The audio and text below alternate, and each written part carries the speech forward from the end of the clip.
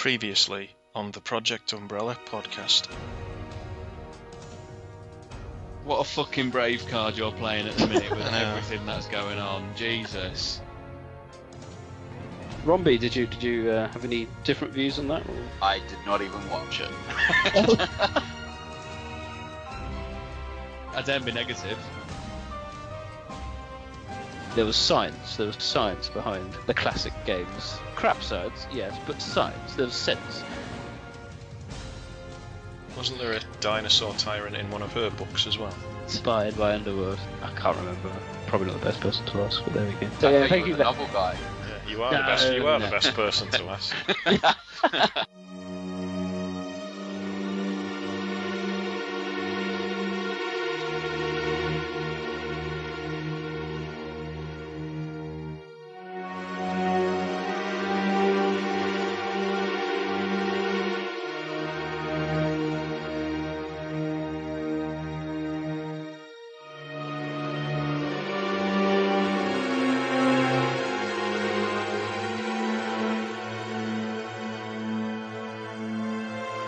Project Umbrella. Hello and welcome to episode 44 of the Project Umbrella podcast, joining the ranks of Blue Umbrella and at the same time sending Mr. Spencer to Iran in a peacekeeping capacity. It went wrong. I'm Nick, better known as Neptune. Let's see who's joining us today. He's failing in his duty to protect the residents of the east coast of America from Mr. Freeze. It's Batman. Hello.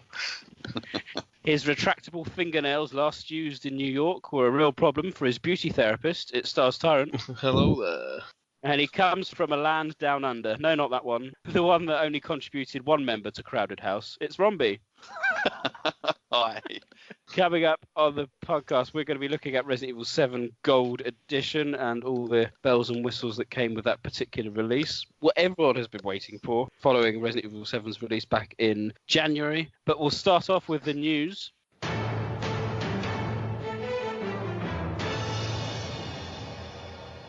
Not a lot of news that's happened since our last podcast. I would like to point everyone in the direction of YouTube. The voice of Gaia, the Resident Evil Biohazard musical that no one asked for, is available on YouTube with English subtitles. So you can listen and watch and enjoy. From my own personal view, I've got about 45 minutes in. It is quite a hard listen. Yes, it's quite an experience seeing zombies dancing, but there we go. It's there for your viewing pleasure. No one else has watched it in full yet? No, come on, Nick. You give us a little bit more than that. What did you think?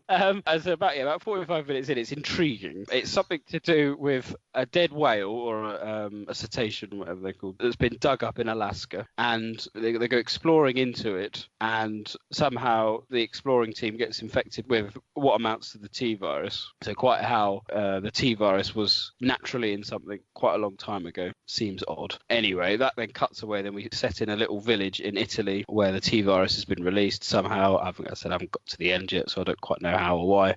But it's directly linked to this whale that was dug up, and this little village is protecting themselves from zombies. And in true musical style, they seem to be, attracted to music. So all these years, when the best way of killing a zombie is to shoot them in the head or dislocate their spinal cord, all those things, no. If you're a large group of you, you could sing, and that attracts them, and they kind of sway in time with it. That's what happens. And then in the meantime, people can escape, you see. It's very clever. That's the general premise of the voice of Gaia.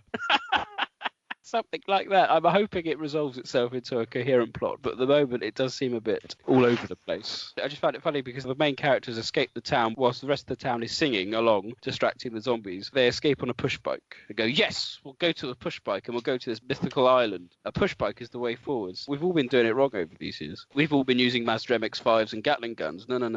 It's push bikes and singing. That's how you defeat the undead. So there we go. I will say the actual song, the kind of main song, The Voice of God, is quite catchy, but there you go. That's about as exciting as it gets. We will do a podcast on that. Once we've all sat down and watched it, we can come back, because we all enjoyed the stage. So there we go. There is also a video for the experience. There is. English subtitles as yet. Yes, I think he's in Russian subtitles at the moment, so that's readily available by the same uploader. He's very good at uploading all this, so we can thank him for it. But yes, hopefully the experience will get a translation. The YouTuber is RE Live RU. Yes, big shouts out to them. I was thinking, I mean, if you actually lived in Japan and understood Japanese, I would almost certainly have gone to see all three of these things. So, despite how Voice of Guy seems to be going, I would absolutely get a right buzz out of seeing Biohazard live. So, there we go.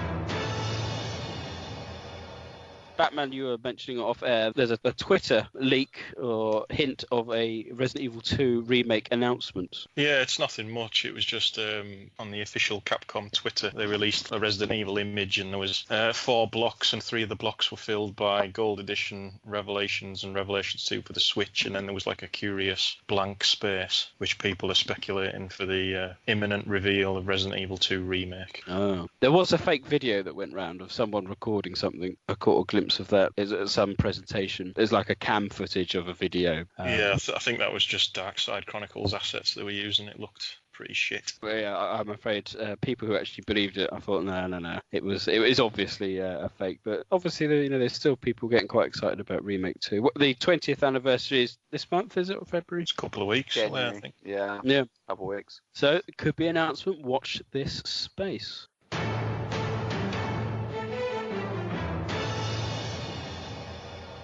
I think that is it for news. I don't think there's not been a lot, obviously, apart from the release of Gold Edition, which we'll come on to now. Mia came here with Evelyn. That's how it started. Out in the Gulf, reports of a missing ship have rescue crews combing the coast. We'll have the details. Well, now, look who's decided to join us. Wake up and smell coffee, Zoe. Oh, she's so young. What happened? Are you okay? Look at all the pretties my little girl is giving me. Stop! I'm sure there's someone who can help. This is my home. Apparently I belong here. I'll send help. Don't bother. There won't be anyone left to help. Stop! Mimi, please!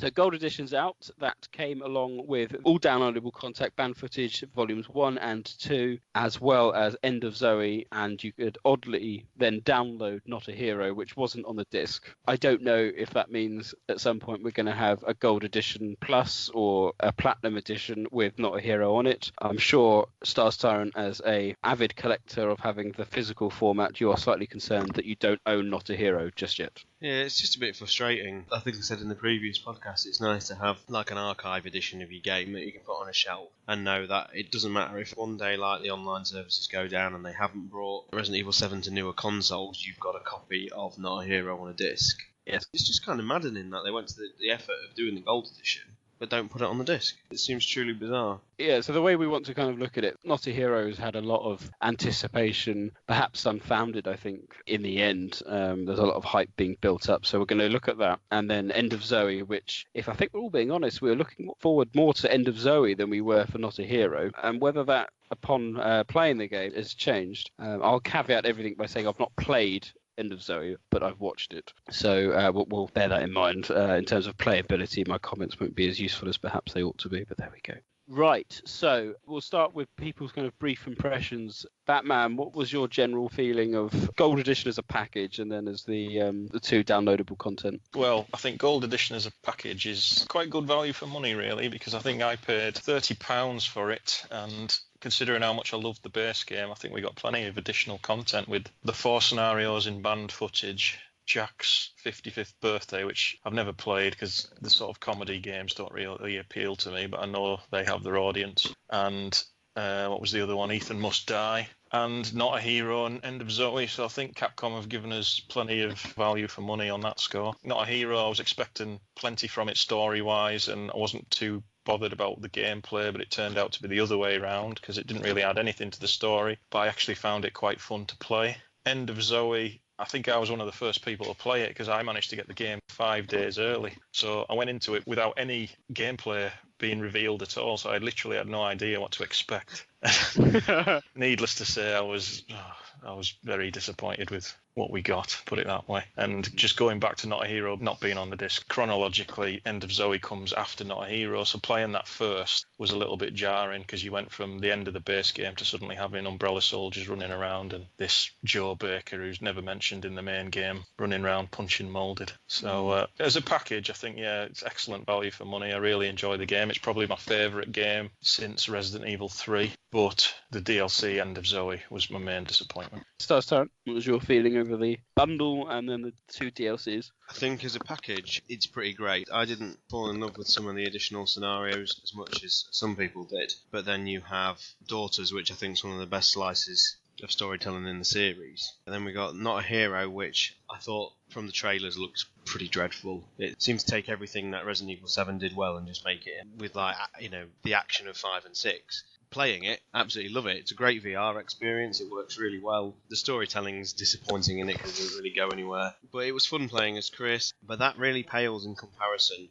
to the horror show. End of Zoe is one of those moments in the series where I actually can't believe it got greenlit. I wonder what goes on in those offices sometimes where someone looks at that and thinks that's a great idea.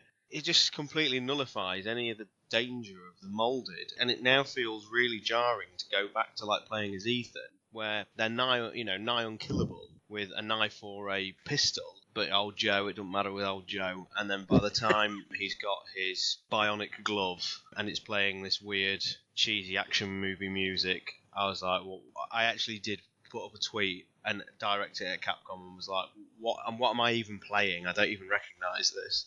Charging complete. So I think for the most part, the entire game from start all the way through toward the end is pretty spectacular. I mean, all the content included, but you will seldom see a fumble as impressive as End of Zoe. From the one slice of DLC I was really looking forward to, because as I've said in previous podcasts, Zoe for me was one of the more interesting aspects of the game, and I thought we were going to be treated to a very emotional, character-heavy story where we were maybe seeing her end of days. I think, John, you said it had the potential of being as dark a story as like Lisa Trevor or something, and it just was so far away from that. It was a shocker.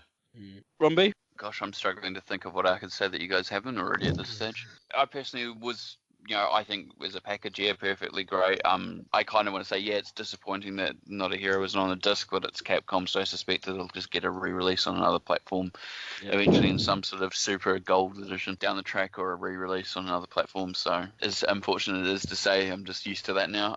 I think the DLC that I played through all the rest of the DLC I bought the season pass originally, and I enjoyed it all for various things. I kind of found myself addicted to the Blackjack game. It was good, I didn't mind. Jack's 55th birthday, Daughters was brilliant. So having that all together in one package along with the new content, minus obviously Not a Hero, was great. Pretty much the same way I thought End of Zoe was going to be the thing that was going to be the standout. I expected that Not a Hero is going to be really action-based, and that End of Zoe was going to be the quieter, more thoughtful piece of DLC that kind of combined the continuation of the style found in the main game. But it was the complete opposite. It was, Chris's actions aside, it's still a tense game that you can play through. Playing through, especially on the hardest difficulty as well, would ratcheted up that tension. Whereas I just don't find End of Zoe fun. I don't even find it enjoyable in a gameplay sense. And unlike Not a Hero, I can't just enjoy it for what it is. There's no fun in punching molded in the face. It's clunky, and yeah, it's really light on content, really. Not a fun piece of DLC. Probably my least favourite of all of them, actually, when I think about it. Well, that's an interesting point, because I think this might be a good opportunity to have a quick retrospective, if you like, of the DLC that came before, because obviously this is what it's been building up to, and of course at the end of the main game you got the big Not a Hero coming soon, spring 2017. That obviously never materialised until December, but out of all the DLC released so far, Stars, you were quite keen on how great Daughters was as a kind of prequel. That works in terms of the timeline, doesn't it? There was one that doesn't work. I think a couple of the Clancy timecode things are Was it just the okay? But yeah, Daughters is one of the darkest ones, isn't it? I remember watching it, at least. You can barely see where you're going, and it depicts the story of when they find Evelyn. Yeah, and Zoe having to get out of the house. Yes. As I said, you kind of get that preliminary images of how the Bakers are as a relatively normal family, and that's a point I'm going to certainly coming back to when we get to the Zoe. As a piece of content, it was just masterfully done. We hardly ever get in the series to see events before they actually happen and see a sense of normality. So Daughters worked really well, which is why it felt like End of Zoe was going to be like a really nice bookend. You know, at the end of the story, you know, I was hoping we were going to go back to that sort of slow dredging through the dark sort of thing. It's so far away from that. It's devastatingly bad. You've certainly hit a point. There's times in this series where you do get those very slight glimpses of how it was before you turned up, if you like, in your role as a character. People just milling about in the normal process, you know, and you're wondering there. And for me, there's always that sense of unease about this is too normal, something's gone wrong. I always enjoyed that. The end sequence of Resident Evil 4 is brilliant, and I really enjoyed that.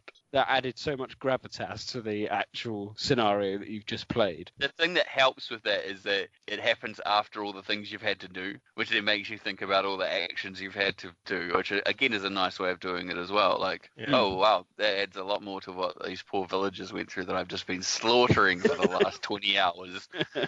Yeah, so if you look at Daughters, you've got this scenario, and because you would have played it afterwards, you've been battling Jack and Marguerite. These, you know, they're screaming and shouting and effing and blinding in your face and whatnot, and here they are rescuing a little girl. It's harrowing, and you suddenly have that more sympathetic view that kind of Chris Redfield does later in the game. It feels like a really nice continuation of the weird flashbacky thing you get with Jack. Yes. Telling Ethan to save his family. It's nice. That's the only real story DLC that plays a massive role. The others just depict Clancy's tests. Yes. I've not gone into the VHS timestamp problems as much as some people have, but I seem to think there is some discrepancies, isn't there, when you hadn't followed any forum thread or anything that looked into it in any kind of detail. But I think, isn't there an inconsistency when you compare it to the birthday timestamp? Yeah, all the timestamps are out, but realistically the happy birthday takes place first, and then he escapes into the basement, and then Lucas catches him, and that's where you play the card game. And the only one that really doesn't work at all is it Nightmare, where you have 5 rounds of molded in the basement and you have to survive till dawn. Obviously that doesn't work because Clancy gets killed in the main game. The happy birthday tape in the main game shows him getting killed at something like 1:30 in the morning, so he obviously doesn't survive all the way through till dawn. They could have easily fixed it by just having it be not Clancy and just another random captive. Yeah, exactly. Or changing the timestamp.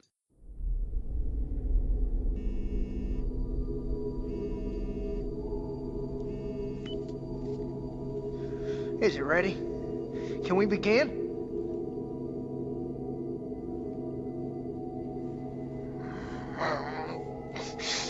I can't help it, man. We've got work to do.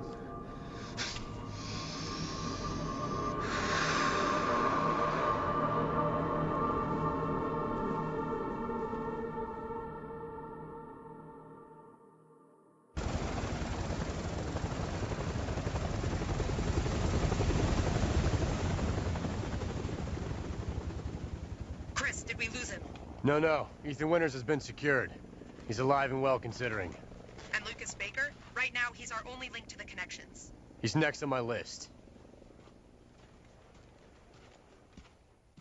Inevitably, we were building up to Not a Hero, which of course we all knew about as soon as we completed the main game. And then at that point, we only had story DLC 3, I think it was called, and then it was announced that it was End of Zoe. And as we've already kind of discussed, everyone was looking forward more to End of Zoe because of the reasons already identified, less so Not a Hero, although we identified Not a Hero as potentially having more story element. Now, a key point that I'd want to discuss would be, if this had been released at the time it was supposed to release, would it have softened the blow with the story? So keep that in your heads. And what we'll do, because we're always a downer on this podcast, so we'll end with the disappointment of the End of Zoe. We'll start with the positives of Not a Hero. So in the intermittent months from January until December 2017, there's been a whole host of pages and pages of forums dedicated to what the hell's going to happen in Not a Hero. Theories being flung out left, right, and centre, and blue umbrella, red umbrella, green umbrella,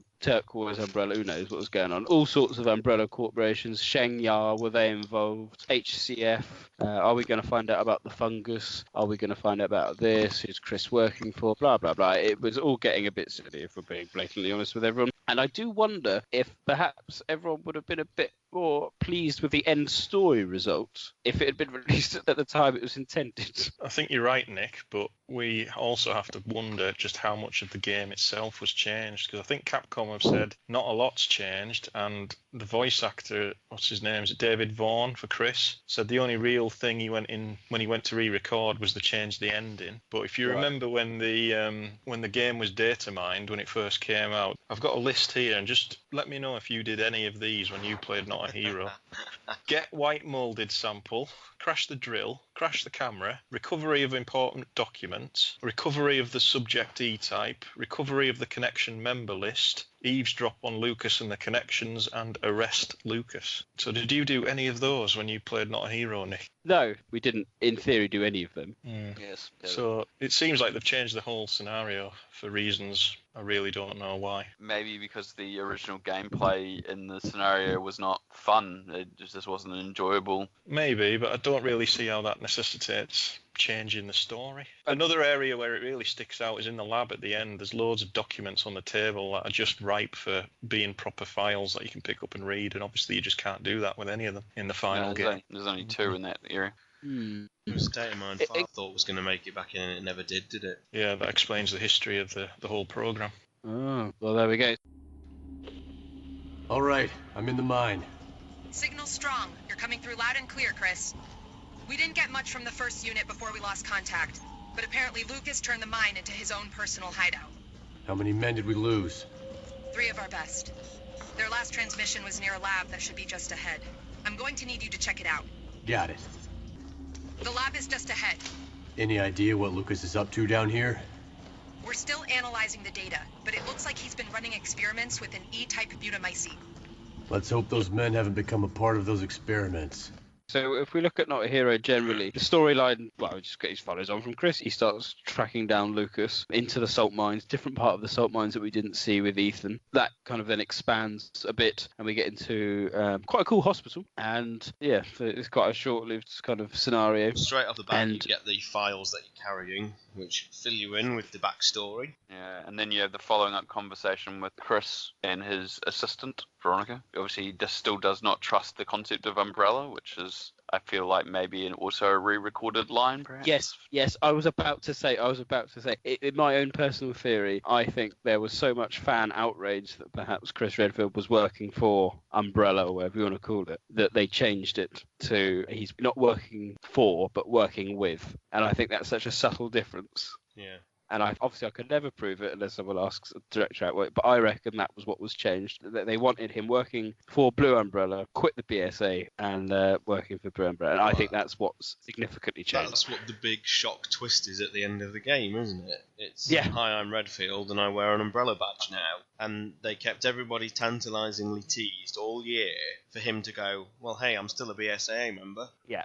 I'm just here in an advisory role. It's almost like what they do in the X-Files at the weekend. But what did we find out in Not a Hero? We found out that Lucas was working, well, we knew he was already working with someone called the Connections. They've just put a name to it.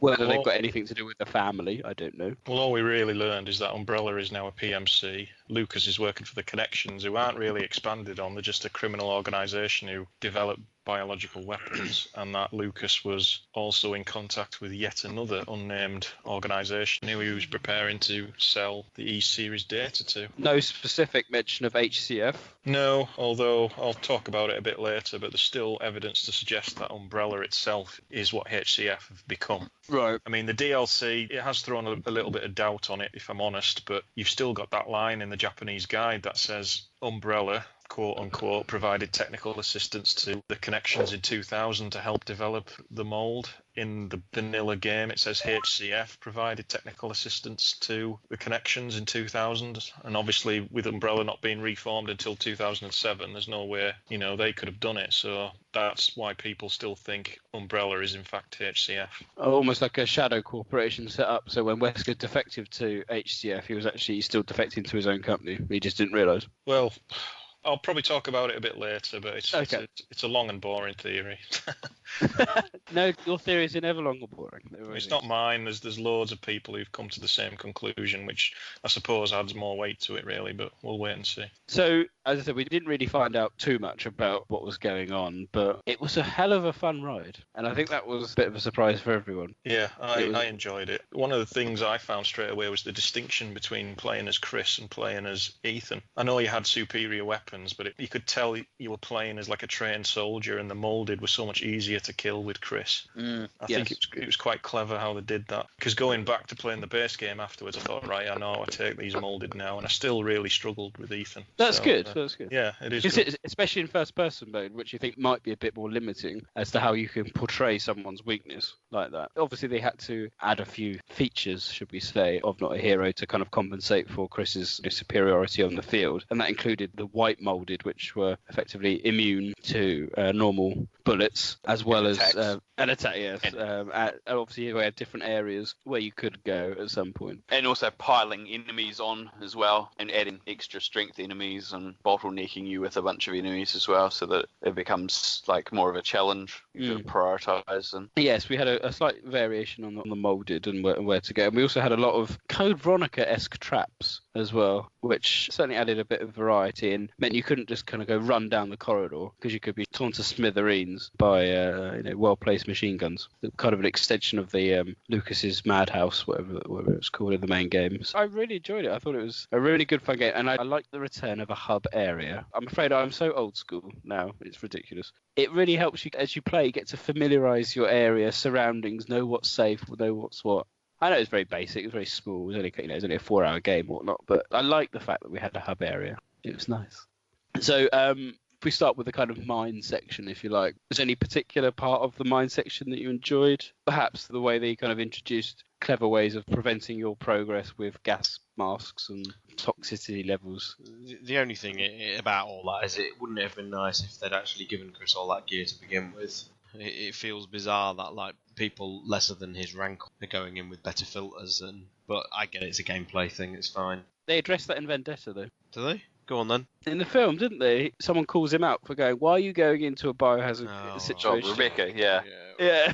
And you're wearing next to nothing because I'm Chris Redfield, I'm Superman. Which is still dumb. It doesn't make any sense, especially in this situation where it's like an uncontained biohazard outbreak that's obviously got a madman in it that's trapped 3 of his men. You'd want to be going in with as much stuff as you possibly could. That would include, obviously, night vision or a torch.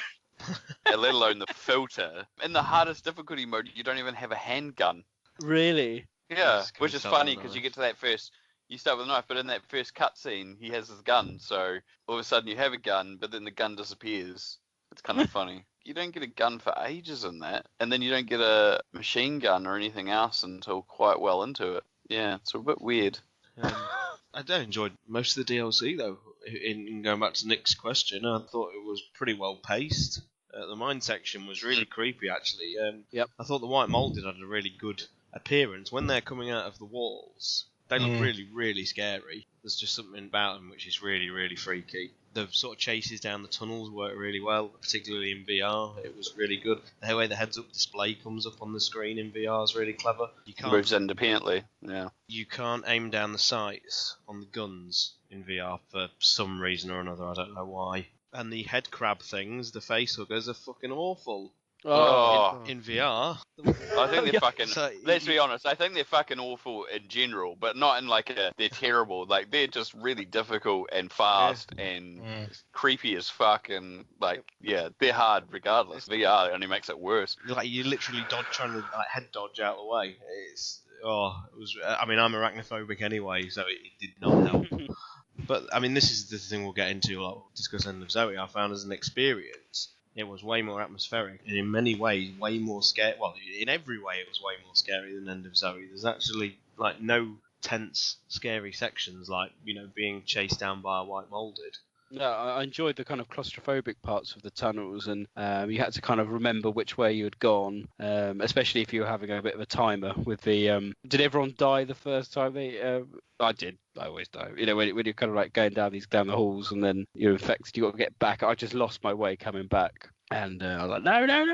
You know, trying to chase down the time, which was good fun. That was good. It was good. It had that sense of urgency until we got the filter on place. But I think, yeah, as you said, it was creepy, atmospheric. I like the fact that there's like dead bodies piled up, I think, on the shelves that in theory could come alive at any point. You're never quite sure. And was there there's a prison cell or something like that, you know, right down at the beginning. And it was all quite like Saw, wasn't it? The way that a lot of them were captured and then tortured. Well, that's a continuation of the traps that you see in 21.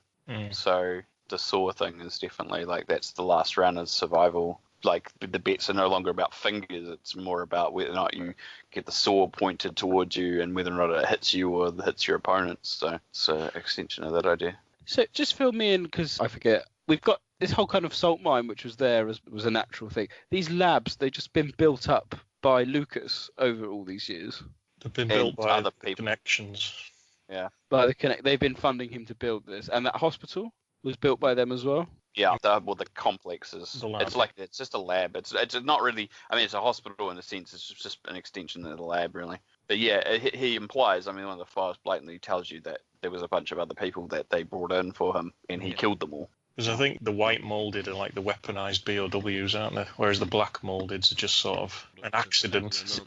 Yeah. It's interesting that I had this conversation with someone else. It's like the main game, the molded kind of work for Evelyn, kind of in some respects. When you think about it, like they're actually controllable and stuff. But now she's no longer there. They just basically still continue to do. There's like obviously some sort of default existence of just attack anything that moves. Yeah.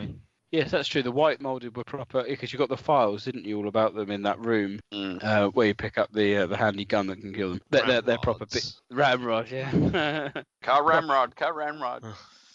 Trying to think, they're the only proper BOWs in the weaponized. We've got Evelyn, which is the perfected one, the white moulded. When Evelyn got loose on the Baker farm, I think the whole idea was that she was too dangerous to approach, so the connections contacted Lucas, gave him the serum, and you know, I think we all theorised correctly at the time that Lucas was feeding the connections progress reports on how she was doing in natural family environment that she craved. And over time, the connections have built this lab in the mine, and they've been and they've got samples of the mould and weaponized it basically. And then Lucas has eventually decided to sell it to someone else.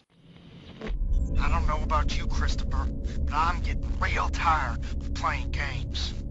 3 men, Lucas. 3 of my men dead because of you. This ends, and it ends now. Well, I don't think so. It's about to be 4 dead soldiers in a minute.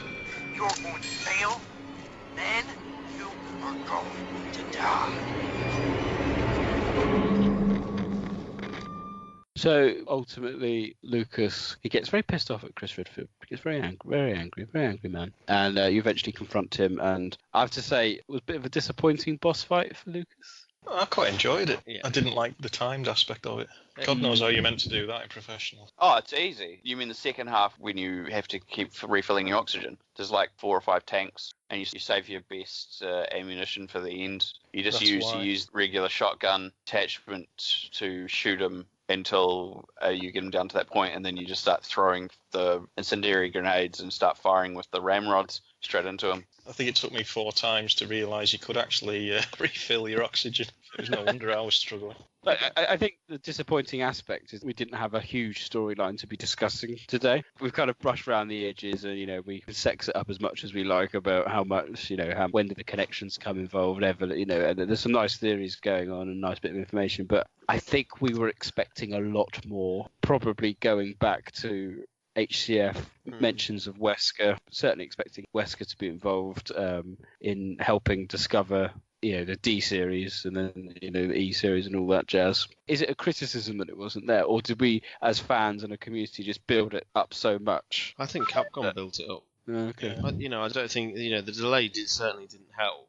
When Chris has shot the hard drives up at the end, and I would say that I thought the Lucas fight was like the game's tyrant battle, so I really enjoyed it in that respect. Yes. But, you just get another cop-out ending, don't you, where Chris is told, oh yeah, we don't know who the connections are. We weren't able to trace it or whatever, and it's like, for God's sake, guys. And the problem is, Resident Evil 8 is going to come along, and this won't even be addressed.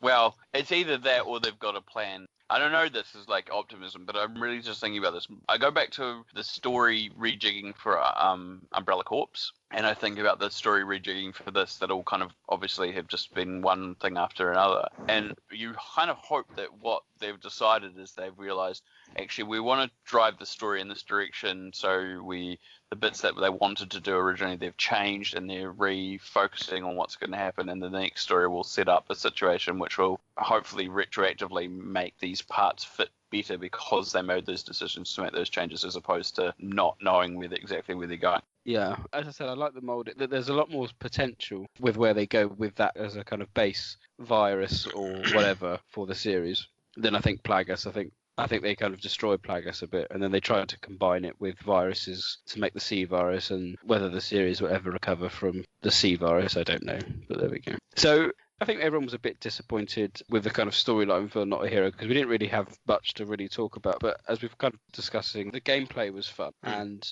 I think we're all pleasantly surprised at how atmospheric and and how Resident Evil-y it was, really. Yeah. And that's the trick, I think, going forward, because people clearly still want to play as Leon and Chris and whatnot, because there's still not a lot of love for Ethan, sadly. But people want to play as these kind of classic characters, but they're so experienced now, and we saw how experienced they are in Vendetta. It just became a joke. That's another disappointing part of the story, because there's absolutely no reason whatsoever why this guy at the end does have to be Chris. Yeah. For the exact same reason the corporation doesn't have to be Umbrella. It's just Capcom, they're just desperate for that sense of familiarity, of, fan service. There's just no need for it to be Chris. There's no need for them to bring Umbrella back. No, and as I said, I've often said, they should have just carried on with Tricell. I don't understand why, because you have that kind of hint and a tint in Degeneration, and then it starts off quite nicely in 5, and you've got the clear information that they're funding the BSAA and the GPC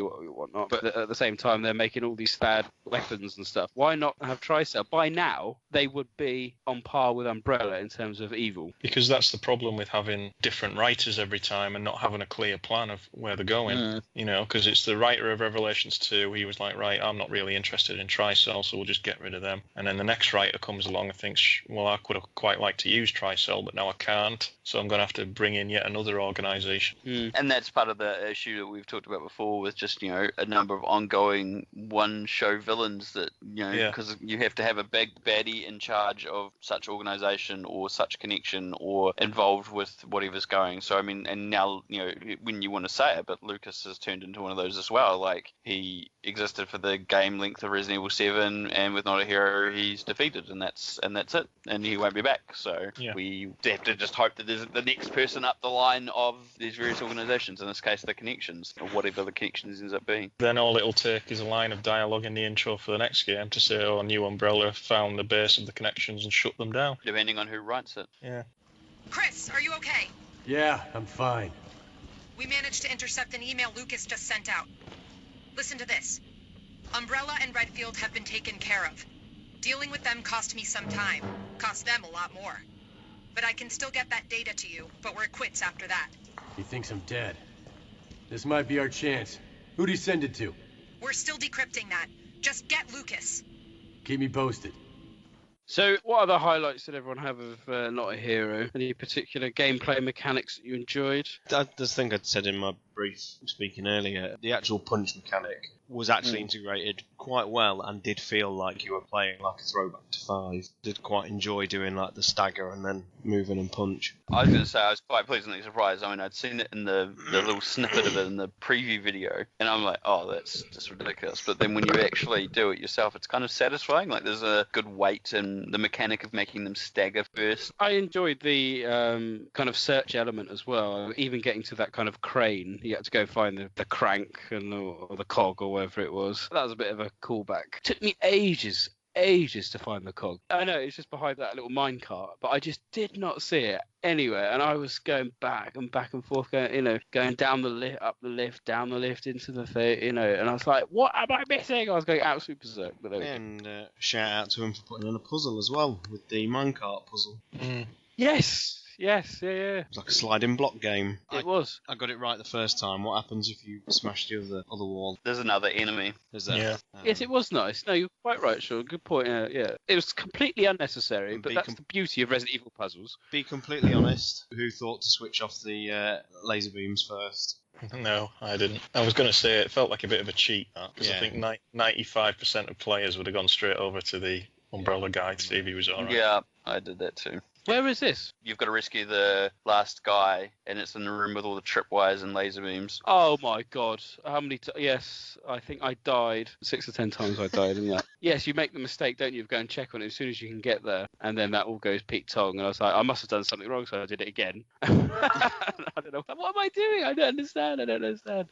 Yeah, that was good. I enjoyed that, yeah. I had trouble on the second section in the corridors, because I was convinced I had to find a key, because there's that locked door outside before you go in, so I must have spent about an hour going round that maze looking for a key that obviously never existed.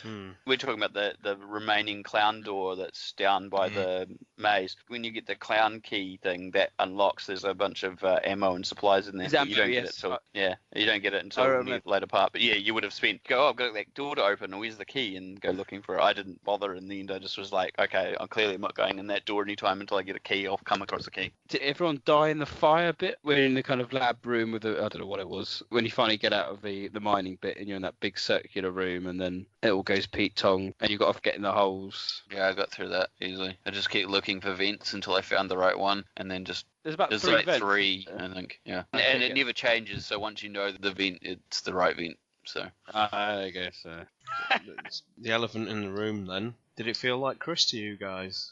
No. I understand the reasons why they did it, but at the same time, I think it's probably one of the worst creative things they've done in the history of the series. I really hate it. I didn't mind the voice actor, and I understand the reasons why they did it, but at the same time, I just think people are just too invested in this character, and what they did was just going too far. I didn't mind the voice actor, and I think the tone is right for the characterization, but he definitely doesn't look like him. But then I was never that precious, because I've kept trying to say to people that, and people point this out anyway, is that the characters have never stayed that consistent. Like they have, especially like Jill has just changed looks so many times. And people have to be honest, like that's just the way it is. It's different ones they've modeled it on, different designs. She stayed fundamentally the same, and I guess that's what it comes down to, is that Chris is still fundamentally. I mean, I saw people, and Newsbot was on them as well, was talking about the fact that he's not bulky and like he was, and it's just like, yeah, but that doesn't mean he can't be like still ripped under that clothing. Like nobody knows what he looks like underneath. He could be like in CrossFit kind of. That's why he's able to punch the crap out of stuff still. Like it doesn't make any difference that he's not as bulky as he originally was. You can still be exceptionally strong and not be a giant bulk. So, that doesn't bother me either. But I think Chris himself is quite unique in that we had a period where he had a consistent voice actor in Roger Craig Smith, and he was in quite a lot of successive titles with 5, 6 and Revelations, and everybody, really got used to his look and how he sounded, and, to completely change it and change his voice actor and change him to suddenly working from Umbrella. I think one of the massively jarring things is that at the beginning of the year you got Resident Evil 7, where you're introduced to this new chap who calls himself Chris. And obviously there is no great twist there, it is Chris. And then at the end of the year you've got Not a Hero, which has that look, that maintains the look that they gave him in 7. But in the middle of all this you've had Vendetta. Yeah. With weird looking Chris that looks kind of more like the old one, but still slightly weird. Yeah. But at least at least that Chris is recognisable. And the voice actor's the same, so it's the same. Is it the voice actor from Umbrella Chronicles? Yeah.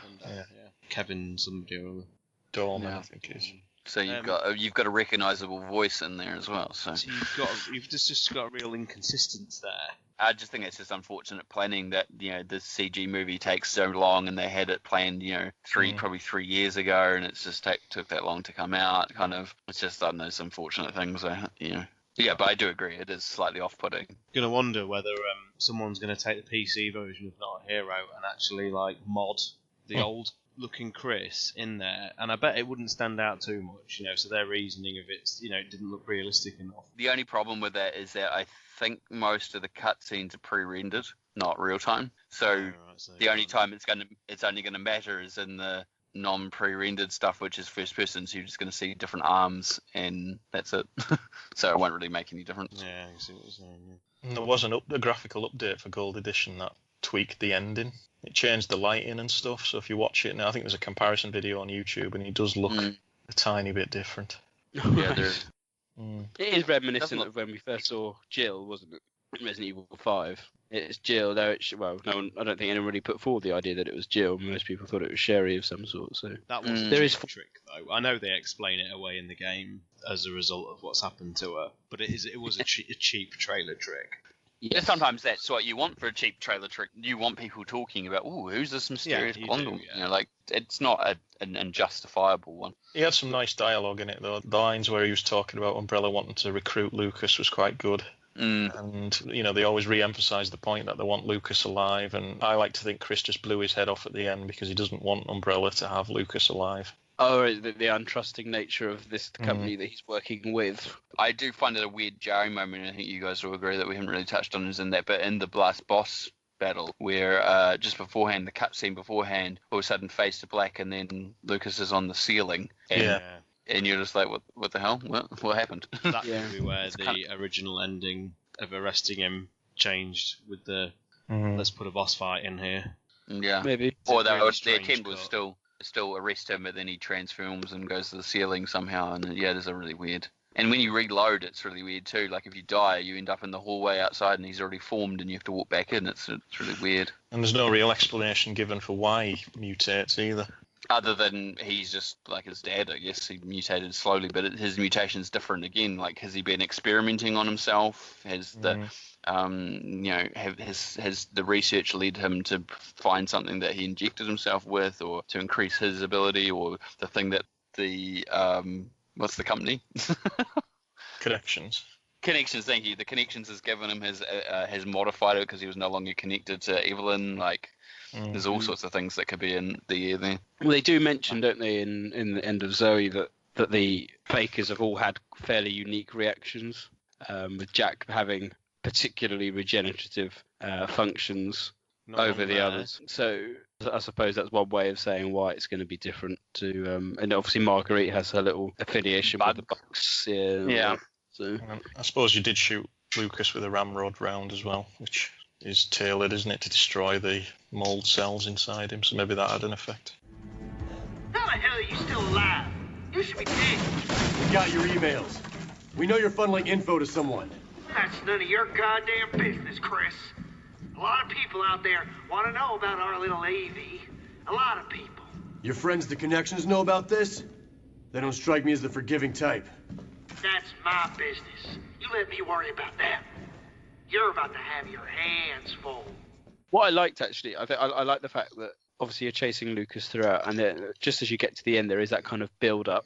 He's kind of like rummaging around in a lab, unaware that you're still there. And I just thought it was quite. I think it worked quite well. Him just kind of acting relatively normal, and you finally caught up with him, and he's like, "Shit, what?" That kind of thing, and you kind of sensed his panic about what was going on. I liked it. I thought that worked quite well. It was a bit jarring how, if you read the files, how he was suddenly promoted to chief researcher. Yes. For some reason. Yeah. Give the unhinged guy the chief researcher role. Oh, hang on, wait. This is the standard MO, isn't it? Well, yeah. Chris, we finished analyzing the data we intercepted from Lucas. It's like we thought. The son of a bitch has been sending status reports on Evie to the Connections. Find him and bring him in. We can't let this happen again. Are you sure you just don't want to recruit him? Chris, we've been over this. Maybe the BSAA's convinced.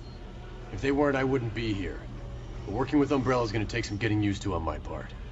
I know it must be difficult, and to tell the truth, a lot of our members have been with us since even before we reincorporated as a PMC. About all that's left now is the name. Let's just focus on the mission, and maybe we can continue this conversation when you get back, okay? Sure, whatever.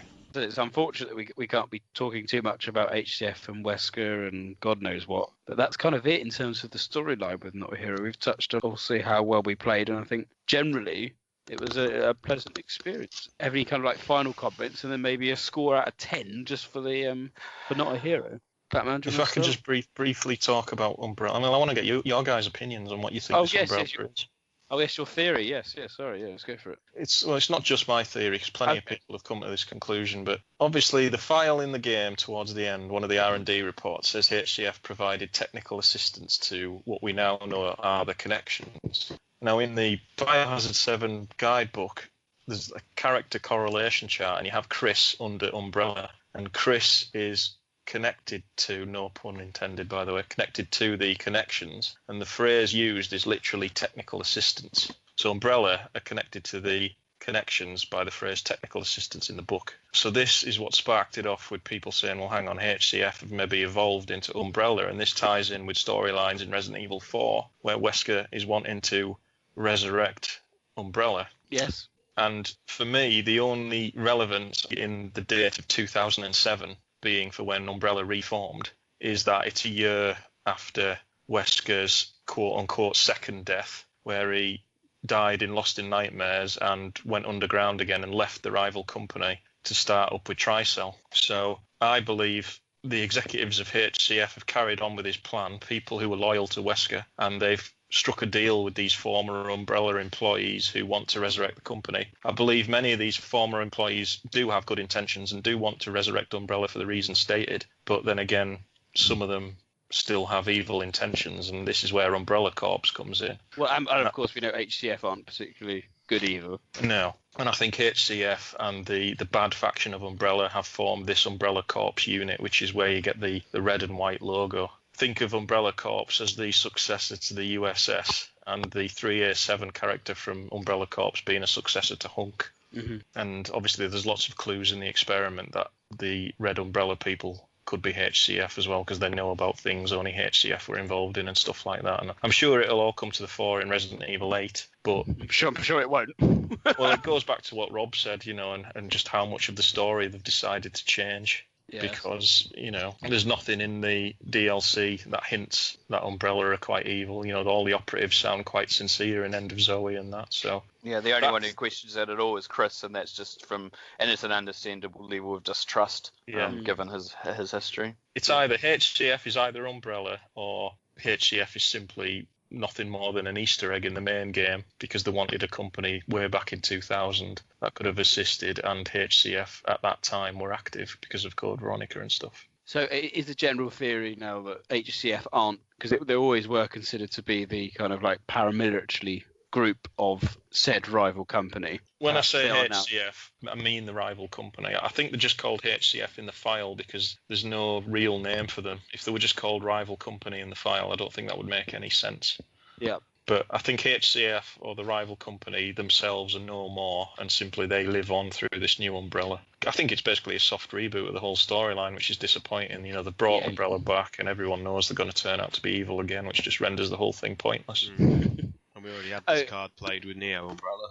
It undermines the whole Neo Umbrella thing. I mean, I'm not saying that plot line was any good, but the whole reason Carla Radame called them Neo Umbrella was to make everyone panic and think Umbrella were back and were going to cause chaos again, when it turns out all along Umbrella came back 3 years prior to that. Yeah. So even when Chris was running around Kijiju, Umbrella had already been around for 2 years. But were they around nonsense, publicly? Isn't it? Not publicly, no. Well, this is the thing. I mean, I think they were around publicly.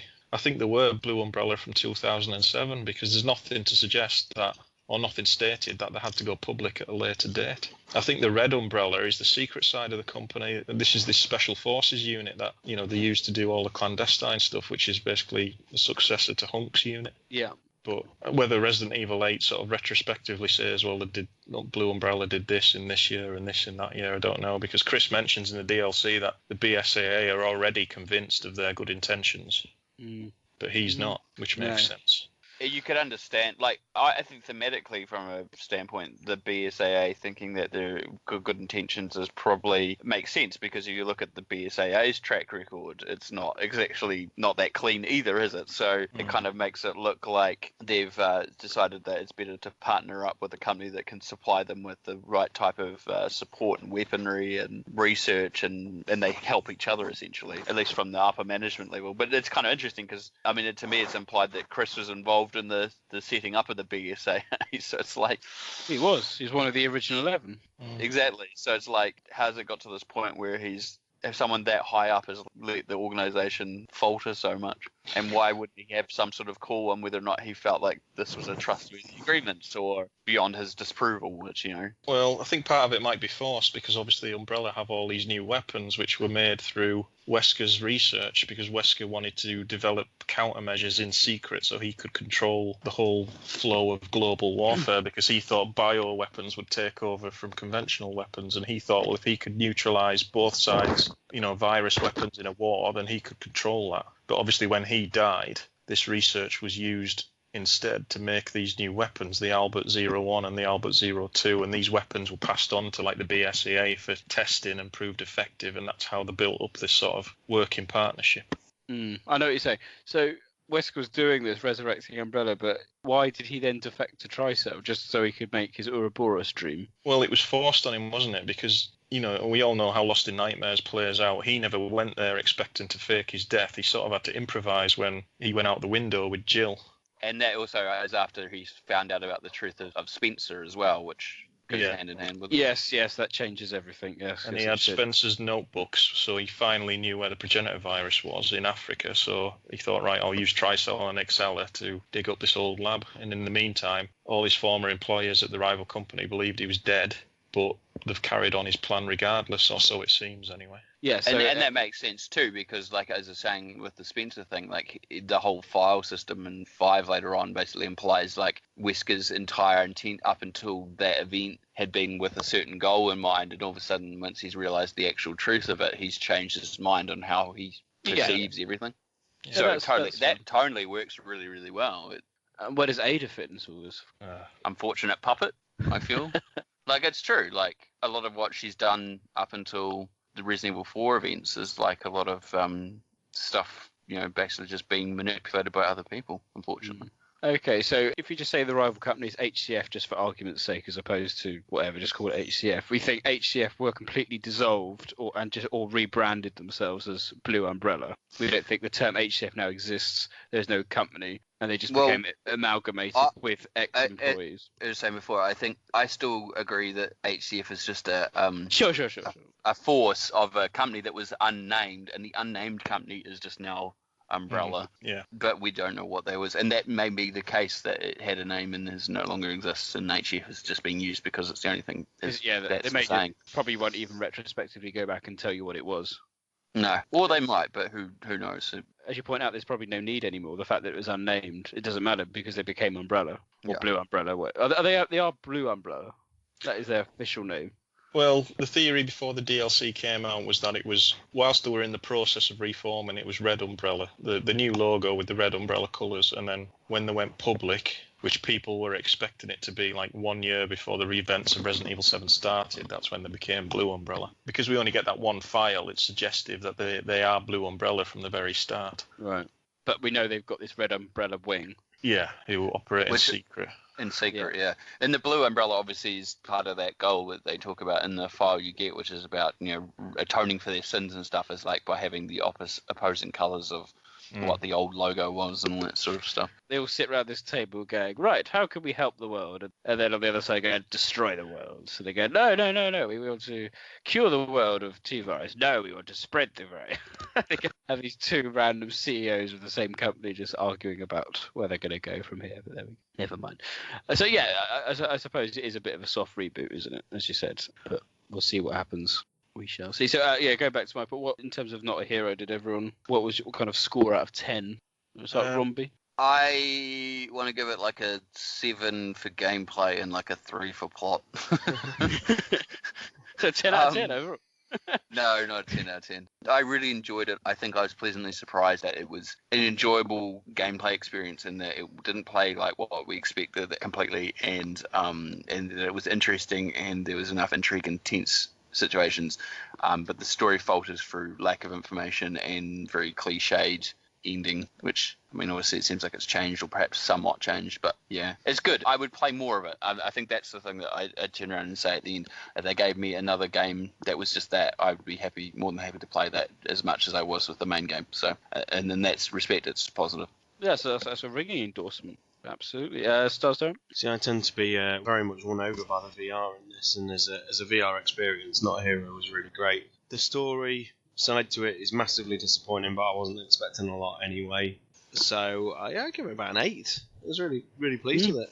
High score. Batman? Yeah, I'd agree. I really enjoyed it. I think it looked really good. I played the main game first and then went straight on to Not a Hero, and it works really well when you do it that way as well. But yeah, same reasons. I enjoyed it a lot more gameplay-wise than I thought I would.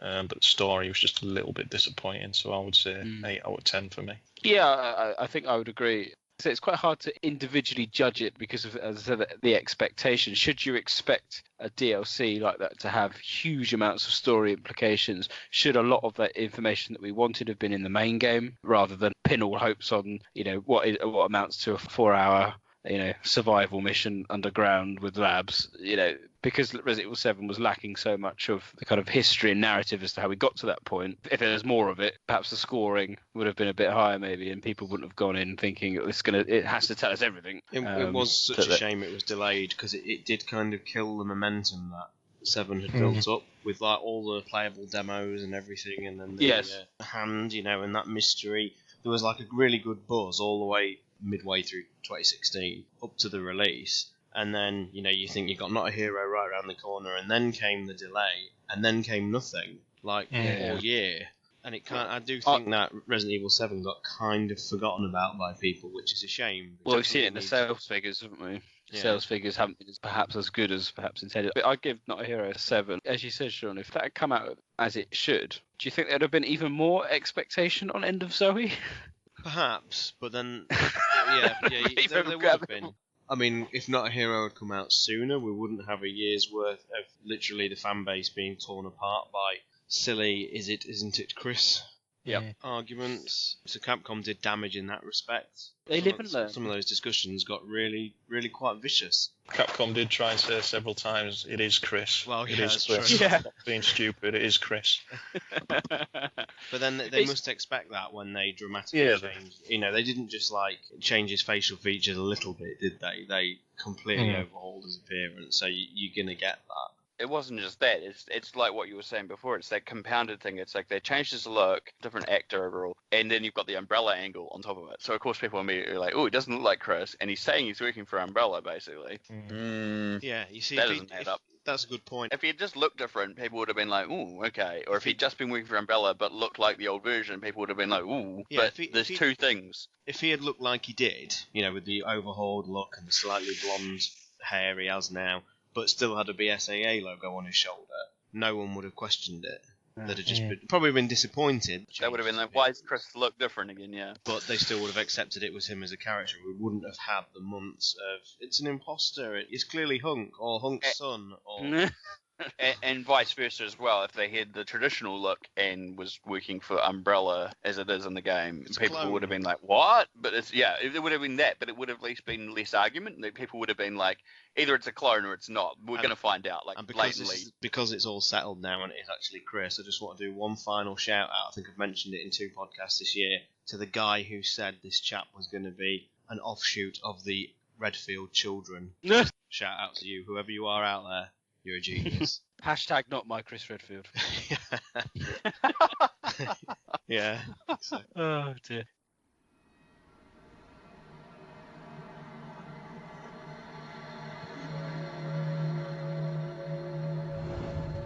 I had to use one of them. But there's only one left. It's fine. It was foolish thinking I could escape. I'm sure there's someone who can help. This is my home. Apparently I belong. I'll send help. Don't bother. There won't be anyone left to help!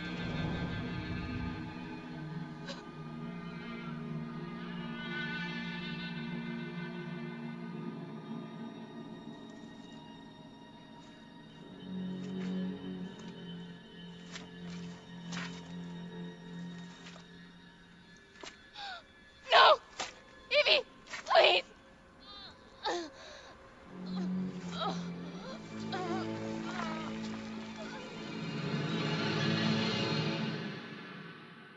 So that's kind of Not a Hero kind of wrapped up. And as part of Gold Edition, of course, we got End of Zoe, which I'm not sure everyone was really expecting that to be the last story DLC. There's an argument that her kind of story did finish quite well in the main game, but then everyone kind of got round to the idea that actually this could be a really, really good opportunity to carry on with Zoe. Everyone liked Zoe. She was quite a tragic character within the game. I was going to say, it also comes down to the fact that you've got an ambiguous part of the game where it diverts into two parts. So then you've got to question which ending is accurate. So that's added fuel to it, you have to admit. And the trailers did as well. The trailers were good. The trailers just showed you that Saving Mia ending was the canon one. And then all you got was kind of creepy marsh scenes. And you absolutely had nothing before End of Zoe. No. And we were all chomping at the bit to see where this was going. We weren't that fussed about the storyline. People need to remember that Zoe's been part of the promotion for the title ever since that first demo. You know, where the demo ends with you using the telephone and it's Zoe's voice. And, that started off one of the sort of earliest mysteries, if you like, for the fans to discuss. So this was like a major thing when they announced the title as being End of Zoe. It was, oh Christ, it's, like as I said earlier, it feels like a natural bookend to the game. Mm. Yeah. But what we got was decidedly different to perhaps what we anticipated. I was pleased to see the return of the Nintendo Power Glove from the 8-bit era. We'll get to that in a minute. But, honestly, raise your hands. I mean, who honestly, and that includes everybody out there listening, who honestly thought it was going to be like this? No, I've privately mentioned this as well, as a kind of over description, if you like. I'm surprised. Actually, no, I'm not surprised, actually, because it's white Americans. I'm surprised there hasn't been a huge outcry about the way Joe is depicted in the game. Cast your minds back to Resident Evil 5 and the clear racial undertones, said sarcastically, of what's happening in Resident Evil 5, excluding the fact that people were infected by parasites and whatnot. To be fair, they did make some changes after those complaints. They did. Fair point, yeah. Randomly chucking in tourists and stuff, yeah. Yeah, nice. But the way they depicted Joe, I was kind of watching, I thought, this is redneck American backwater, at its very worst. And considering the efforts Capcom went to actually not depict the Bakers like this, and we've already discussed how they were in Daughters, and actually they were a really nice, caring family on a kind of big ranch that were looking after a little girl that had been washed up, to then suddenly have this weird uncle who's been presumably shafted from the family, living out in the wilderness in a shack, hunting crocodiles, eating insects. I don't go down to my local Walmart. No. Nature provides with grubs and centipedes. Yes, of course. Which I will combine with this fluid and make a health serum. I mean, I say offend. I'm not offended by it. I couldn't give a shit. But at the same time, I just found it a bit like, really stereotypical and goes completely against what actually they presented in the main product with the Bakers. There you go, rant over. So I wasn't a big fan of Joe, and as I've kind of touched upon this random family member who's never mentioned, bear in mind the number of photographs of the family that are in the Baker household anyway, and the depictions of family, to suddenly have this uncle who just lives, a couple of 100 yards away? Maybe a bit more, but yeah, it's weird. They haven't seen him for 3 years. Yeah, and he's not infected, I might add. Yeah. The first thing that struck me when I played it, when I finished it, just disregarding the quality for a minute, was it was painfully obvious that they'd just made this storyline up after the base game. It was never part of the original plan. That was plainly obvious. Yeah. Yeah, I mean, we need another playable character, yeah. Where does her freaky mutation come from? Exactly, and why is it different? That was one of the biggest disappointments for me, was why it wasn't answered, why Zoe had such a different reaction to the rest of the family. It seems to be implied that it's related to the death of Evelyn, almost like when she mutates at the end of the 7 is what's caused that, but then the connection of why it looks different, and it doesn't make any sense. I figured that's what it is, like when she finally mutates into the giant form at the end and breaks open the house and everything, that's what caused it. But I found the whole Joe thing, that kind of weird thing from a typical television soap. You've had this family on screen for 3 years, and then suddenly someone walks down from upstairs. Oh, it's your big brother, is it? Oh yeah. Oh yes, I remember remember you. Let's not forget other things as well, like the family's supposed to have been dead for 3 years, and they've been capturing people to add to Eveline's family, and not one of them thought, do you know what, we've got a brother that lives 5 minutes away, why don't we go and try him? Yeah, or even the fact that Evelyn, like, obviously has this thing about a family, and it's like, oh, there's another family member, why wouldn't you go infect them as well? Like, yeah. It doesn't make any sense in that context either. No. And he's so puzzled about all the new facilities that have arrived in the area, and it's like you can't build or erect a fucking wall that big when you literally live like. I don't know, it depicts sort of like he lives just down the river. A few miles, yeah. You've not seen any helicopters airlift all this in, and yeah. Or heard noise, and random noises of construction. And I'm guessing Moulded have been roaming around for 3 years, no doubt. Yeah. Well, this was one of the things I actually liked about End of Zoe. I'm assuming that since Eveline died and she doesn't have any control over it anymore, it's slowly started to spread into the forest. And that's why they're building a giant wall. Yeah, until it's undermined when the wall is suddenly opened for Jack to walk through when he's stolen Zoe. And the fact that Jack's in it is fucking nonsense. Yeah, and they put in that throwaway file to say, oh, he's got better regenerative powers than the rest of them. It's just the whole thing's bollocks. But then theoretically, he should just be able to come back again then, because all he did was just punch his head off. Yeah. And also, I thought they could have played off the fact that it was his brother a bit more, because he doesn't know it's Jack until much later on. And he's a foul-mouthed man. I wasn't pleased, He's swearing too much for my liking. And... oh, fuck no. Every 5 minutes, get the fuck out of my way, you fucking fucker. And it's like, oh my God, be quiet. They could have actually played on the fact that it was his brother a bit better. Well, they tried to put a bit of that in the end fight, don't they? When they're comparing memories and, remember when I broke your nose, what? Yeah. Mouldy motherfucker. It does feel like if they had actually explained that the two brothers had become quite estranged and kind of then sold the reason why there was separation, it probably would have made sense. Yeah. I think I would have been much more okay with the 3-year thing, but of course he still lives too close for my liking. But that part could have been explained. Why couldn't they just had a simple scenario whereby Zoe managed to get a call out to Joe, and then you have it start off a bit like Ethan coming into the scenario unaware of what the hell was going on? The ideal thing would have been actually playing as Zoe in her final moments, wouldn't it? Well, yeah. And a slow, painful, basically you're playing as her as she's dying, but now we have to punch Moulded. With the power glove. With a power glove. Now you're playing with power. What an opportunity to talk about the glove. Can anyone explain in universe why a glove would be developed as a BOW deterrent when something has been existed in this world for quite a long time called the gun? The file explains it. It's not a weapon. It's so they can lift heavy materials. And to be fair as well, like, it doesn't make not sense having something as a defensive weapon on your hand, even if you're firing a gun. Like, if you had got attacked up close, you might want to push or knock something over. Yeah, it's not the worst idea. It's just the way it's used in this game is quite ridiculous. But the game mechanic is ridiculous. Like, you take the glove out of it, and it's just like he's going around punching enemies constantly in the face in a combo fashion. I mean, I will say, by the time you've got the power glove on, at least Capcom are aware of the ridiculousness of it with the action movie music. And as you said, it did undermine the effectiveness of the Moulded. And you can do stealth kills now. It was like one-hit KOs on the Moulded. And I thought, hold on a minute, I was running for my life with these, in classic RE style, just to, get out of the door and hope they don't follow you type situations. But now I could have just snuck up behind them and been all right. Yeah, it's the ridiculousness that he's not only able to punch like a heavyweight, but he's also so quiet and light on his feet like a cat burglar that they don't hear him. It's just patently ridiculous. You picked up effigies. Yeah, that's weird too. Oh, so I pick up a bunch of these and I guess that's just a gameplay thing. I'm not going to complain about that. But the other part that I found, and I said this before the recording, it's just like I found the whole thing really clunky. Like, moving around's fine and punching them in theory is fine, but then if you don't use the weapons and for some maddening reason there's a achievement or trophy for finishing the game without using any weapons, which implies punching everything. Punching the fast-moving, crawling Moulded is just, it's a game of luck. Like, they jump and then they land the wrong way round or sideways and you need to punch them in the head. And you don't have the range of view in order to punch them in the head. And, like, 1 or 2 strikes and you can be dead sometimes. They're that powerful. So it's not balanced very well either. It's not impossible, but it's a bit of a game of luck rather than skill, really. Yeah. Listen to me. We're here to help. No, I don't believe you, boy.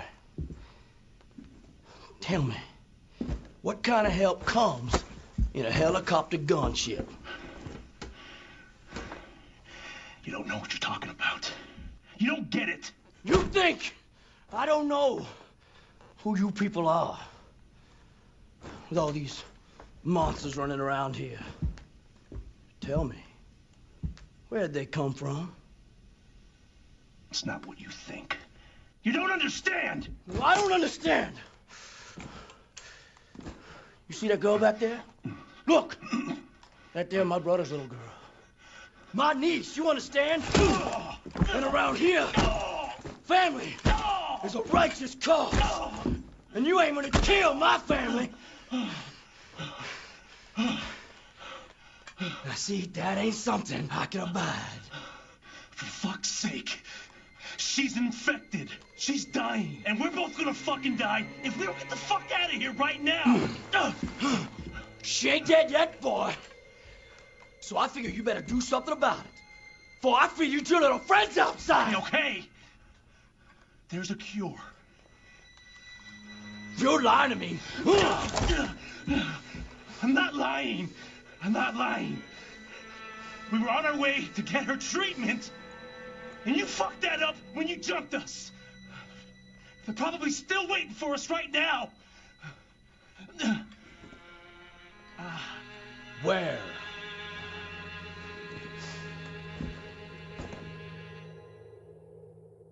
What was the VR like, Sean? Because I can imagine, being in that environment in like the swamps in nighttime must be really quite creepy. But then punching molded in VR must be horrible. Well, here's the kicker: it's actually a great VR experience. Because the punching section's not so much, but if you play the game quite sort of steadily and stealthily, the stealth sections are absolutely amazing because they're almost like a little environment puzzle in themselves. Particularly like when you're in the boat and you've got to like try and find the vents to work your way around, but actually like leaning around corners and stuff, because you can physically lean with the PlayStation VR is just incredible. I was actually able to, because I assume in the main standard version, the moment you sort of move the analog stick around the corner, you tend to have probably been spotted by enemies. Most of the time, yeah. Whereas in the VR, as long as you're just leaning your head and your sort of physical body still around the corner, they won't spot you. So That's awesome. That is really, really cool. And that was one of the sort of things I found the most frustrating, was it's like, here is like a genuinely great, tense experience. And then the moment it gets into sort of the main combat, it's just shit. It's a shame that flailing limbs. Yeah. It's a shame that the molded are so powerful in that sense, because they could have actually, as you said, they could have made quite a cool stealth experience. If you wanted a character to go around without any weapons, just using your hands, that's fine. But you almost wanted something as generic as a zombie to be able to take out, as opposed to molded, which we already know how proven how difficult they are to take out with weapons. You almost wanted something a bit tamer to justify Joe's skills and being able to take him out. They wouldn't have gone to that effort to make something new, because, as I said, it kind of does diminish the effectiveness of mold. And Batman, you said he went back into the mansion going, yeah, I'll take these fuckers out, and they can't. Because they're still too difficult.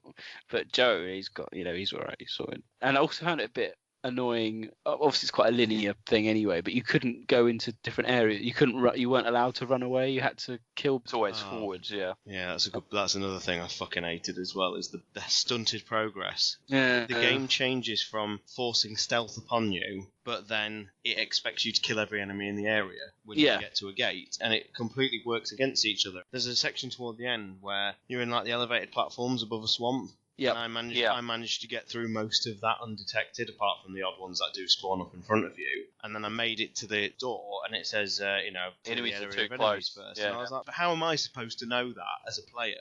Yeah, there was a real imbalance of gameplay there. I also found it stupid that you had to punch your way through it. It's like, just no need for it. I was worried he was getting splinters. The new molded did look pretty cool, though. They did, yeah. Because there's that one with like the weird shouldery pads sort of thing. They reminded me of one of the T-Abyss creatures. I can't remember which ones. It reminded me a bit of the Marcus Leach boss. The more grounded one. Yeah. Oh, right. Game. It looked a bit like that. I thought they looked a bit like that. I thought the infected crocodiles were cool as well. When you examine them up close, you could see they had like tumours all over the bodies and stuff. Yeah. Oh, that's quite cool. That was one kind of why they're oversized as well. Yeah. Like I said, the story aspect of the mould sort of spreading into the forest and Umbrella trying to contain it all, I thought was quite good, but it just never got expanded upon. Yeah, it did look really icky as well, like all the growths and stuff. Yeah, you could see it on the trees and stuff, couldn't you? And just in answer to your question, sorry, John, yeah, the VR in the moonlit swamp areas was pretty incredible, actually. It was very impressive looking, and it got a sense of atmosphere about it really well, which again made it more disappointing. I was going to say, that's the thing, I definitely couldn't complain about it visually. It's a nice additional environment. It feels thematically correct, it looks good, the lighting's really nice, the water's not bad, it's all good, it's just the gameplay and lack of story. Although I heard that you controlled Joe throughout, I thought actually they could have started off by doing Joe getting half the serum for Zoe, and then that brings her around, and then Joe gets captured by Jack or something like that, and then as you see, you play the rest of it as Zoe, gradually getting worse and worse in order to get the full serum. And so you kind of got two objectives, trying to rescue Joe, but also trying to get the serum. Again, that goes back to us thinking that's kind of what we were going to get, wasn't it? Yeah. That would be quite good to have that kind of secondary character introduced, but you only get to play a small part of it at the beginning, and you can sense he's quite overpowered, and he'll be quite useful in this situation. And then you take over Zoe, and you're going, oh my god, I just want to get out of it. I would believe Zoe as a stealth killer more, as well, to be fair. If you turned it into a bit of a stealth game that way, yeah, I would have been a little bit more on board with that. I wonder if there was a slight homage to Chris and his boulder punching abilities with this. I wonder if that's what the premise was as well. They thought, well, everyone loved Chris bashing up boulders, why don't we? Either that or they had that plan for Not a Hero and then realised, this works really well. We could turn it into like a melee combat fighter where you left and right hook combos. And there's no tactics in it though. There's no, you just... There is a little bit. Like certain combos work better on certain enemies, like the regular molded. If you do I think it's like a left, right, left trigger, it's like, or vice versa, I can't remember. He does a triple punch and it's usually the third punch knocks them either over or smashes the head open. So there is a little combat bit to fatality, isn't it? Yeah. There's a file on it and the punching bag outside of his place. You can practice your combos. Wasn't that the other strung up agent? Yeah. Oh, was it? Yeah, I think so, yeah, because he groans when you hit him. He groans at you. I wondered where he went. More unnamed people. He's just like Mike. He's dead when you come back, when those dead crocodiles everywhere, alligators everywhere. Yeah, where did they come from? Because when you're walking back, you hear like a big noise, and you can see some trees getting knocked over in the distance. I'm assuming it's Jack. Yeah, and then all of a sudden there's shitloads of crocodiles everywhere. Weird. And then he smashes into the house and grabs the other agent and rips his head off and smashes through the wall and grabs Zoe. So I think it's what attempts to anyway. So I think it was just him coming to attack. And what's Jack's motivation with everything that's going on? He grabbed Zoe. He's trying to take her back. Take her back. And then he puts Joe in a casket. Yeah, that's a bit weird, that, but I floats you down the ending. I thought that was how it was going to end. No. Could have done. I would have been much more disappointed if that was the ending.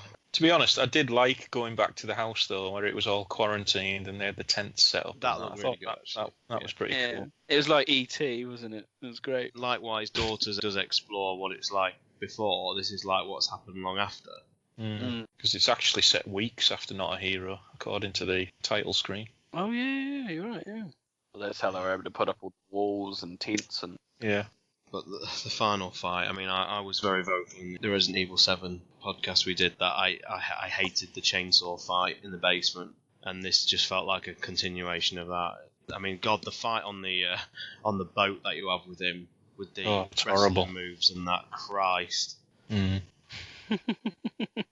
Yeah, it was more like you're playing Tekken at that point, weren't you, too? But there we go. Go! Don't move! Get your hands up! Get down! Weapons down! Weapons down! It's all right. You must be Zoe Baker. Who the hell's asking? Chris Redfield. Been looking all over for you. We're here to help.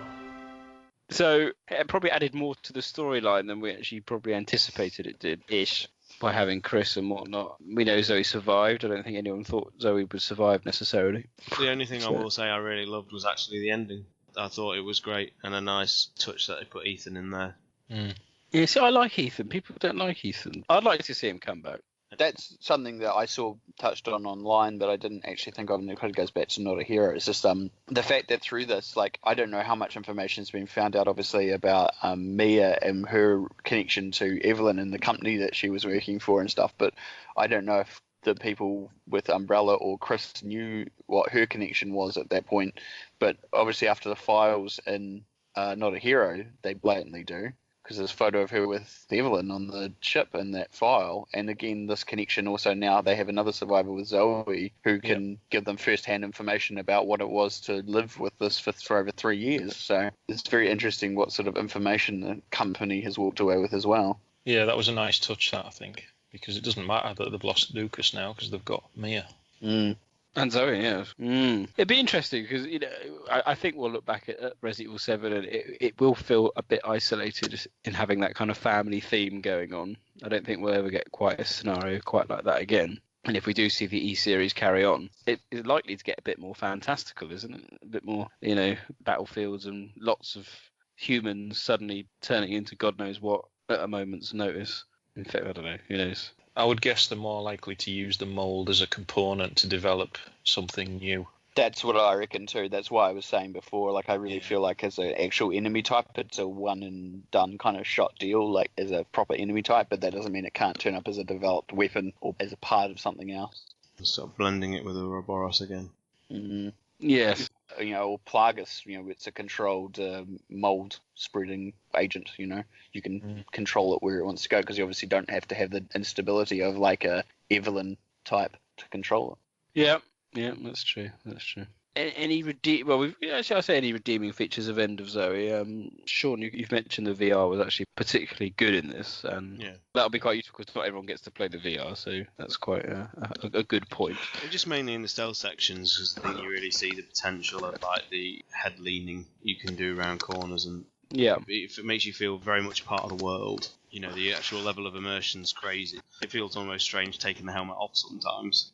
You know, reality. Where have you been? You know, it's still just get that kick. And I got this mainly in Not a Hero, that, you know, actually sort of in the Resident Evil world, it's amazing. Yeah, that's good. That's a good habit. It's a shame that you've obviously spent a lot of money on the VR and no other game's really quite getting to the same amount of effort that Resident Evil 7's put into it. No, it's definitely still the best. I mean, you got things like Skyrim that are out, which are pretty good, and they work really well in VR, but it's not a new experience because everybody in the world has played Skyrim. 7, you can tell, was built from the ground up. The great thing about 7 is it just plays like a normal game. It doesn't have any motion control gimmicks in there. It doesn't use the aim controllers or anything. You just play it like you would normally play it.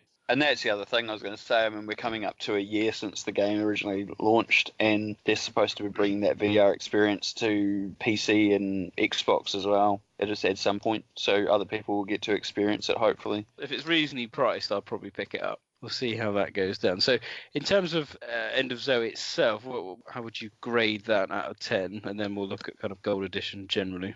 Batman? I don't hate it, but I was massively disappointed in it. The two fights, the one on the boat and the final boss fight, are just awful. They're just not enjoyable at all. But I can get over a lot of the disappointment because it looks really good, and, you know, I like just wandering through and looking at the environments, really. And like I've said, I like the idea of the mold spreading into the forest. But as the final portion of the game, given what we had before, it is disappointing for it to end that way. So I will give End of Zoe a 6. Okay. Does? A 6 as well, for more or less all the exact same reasons. How much is it to download separately? It's quite expensive. I think it's about 15 quid. Or it's quite expensive. Here I think it's like $24, $23.95 or something, which is quite expensive for one piece of DLC. But then you can buy the season pass for a reasonable amount if you didn't have the gold edition, so it would be a much more sensible option. Rob, what's your feelings and scores? It's kind of hard to quantify. I'm trying to think. Like, if Not a Hero was surprisingly one of the stronger DLCs for me, then End of Zoe was like one of the weakest, and I've pretty much completed all of them, and I had probably almost the least amount of fun out of all of them with it. And then you add it to the level of disappointment where I thought it was going to be better. If I try and remove that disappointment, it's a perfectly adequate, if clunky game. It looks nice. It's okay, but it doesn't make any sense realistically when you put it in the plot. I like the ending, but it could have been achieved through a different story. I'm kind of like middle of the road. It's like a 5 to me. 5, Zoe, are you there? It's you. I don't believe it. You actually made it. We both did. You didn't forget about me. I told you I'd send help, and I always keep my promises. Thank you, Ethan. So, okay, let's bring this all together. As Resident Evil 7 as a package, if it was on one game and you're picking up the entire game now, main game storyline, all the DLC, all the Clancy stuff, Not a Hero, End of Zoe, Daughters, 21, whatever, this whole Baker Ranch incident, where does Resident Evil 7 as an experience sit with other? Because that's how games are judged now. It's never just on the actual game that's released, because so much gets released afterwards. And I think it's unfair to specifically judge Resident Evil 7, what we got January last year, and you compare that to, say, Resident Evil 2, because back then the game industry has changed so much in that you had the whole package when you bought the game. That doesn't happen anymore. So the whole game is now available. What's your overall score for Resident Evil 7 and where it sits in your list of Resident Evil titles? Romby, did you want to start us off? That's a big question. That is a big question. I have to really think about this. I think in the realm of Resident Evil titles and where it sits, it's pretty up there. Like, as an overall experience, it's definitely...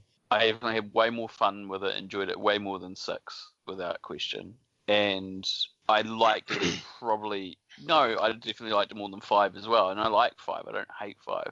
As an overall package, I would rate it pretty highly. I would definitely say maybe like an 8, maybe even a 9. Like, I honestly have to think about this. It has its great moments, it has its bad moments, but any game's going to have that, and even the DLC's like that. There's some really great DLC and some really not so great DLC. There's just some fun DLC and there's some really story impactful stuff. It's a pretty good package overall. I think I'll sit with an 8, but that's just a gut feeling, I think. The Romby recommendation seal, that doesn't come out often.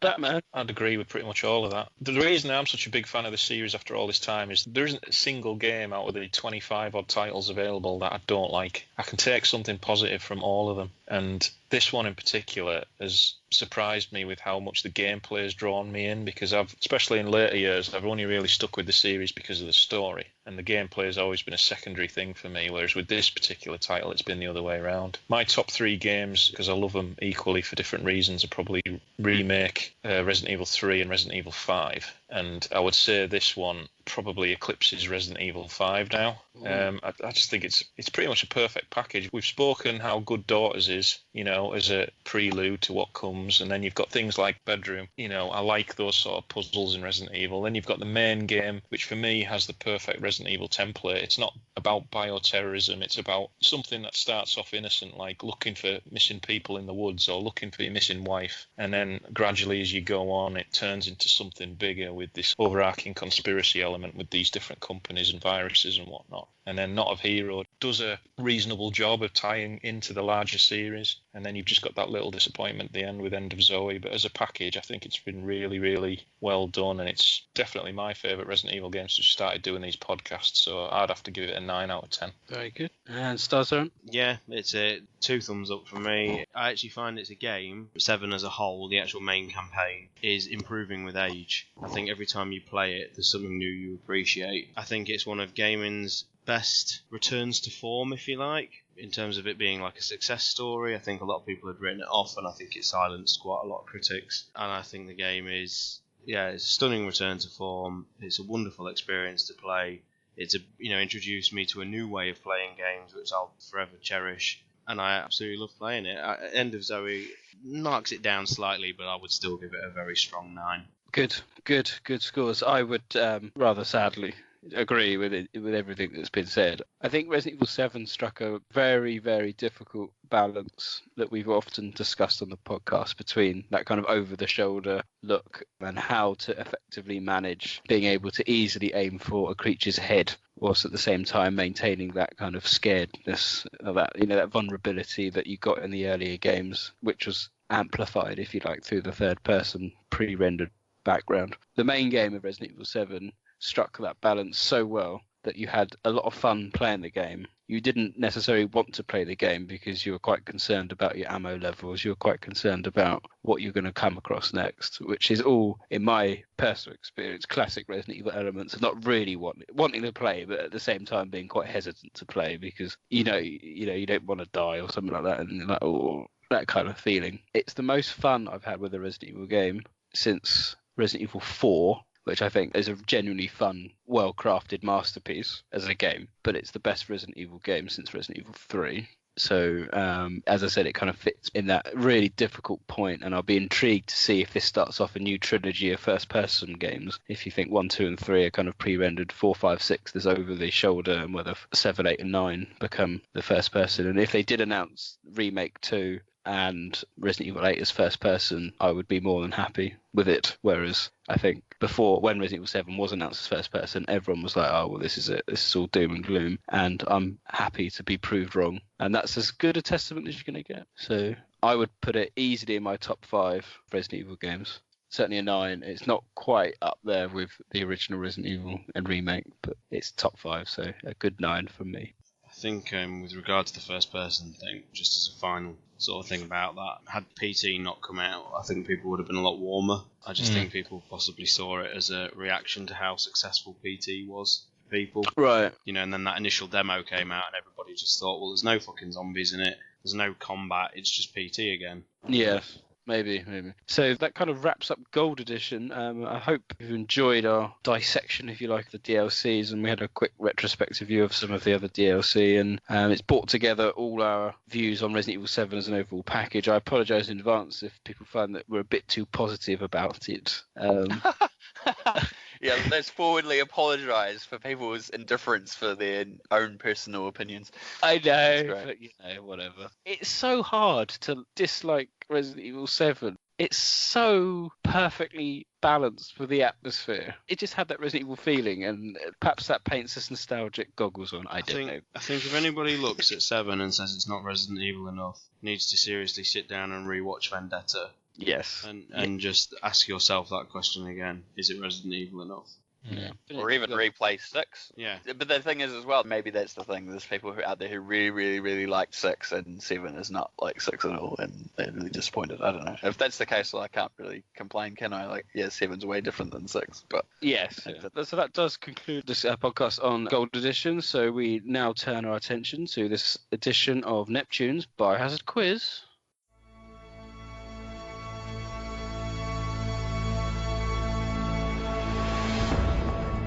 New season.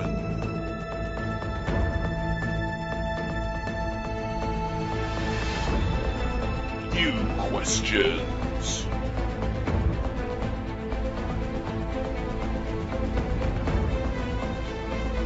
New answers.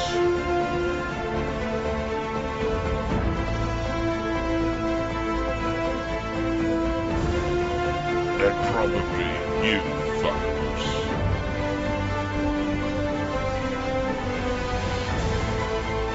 Welcome to Neptune's Biohazard Quiz.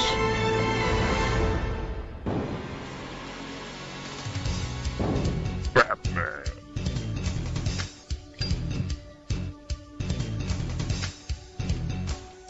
Star Tyrants. George Trevor.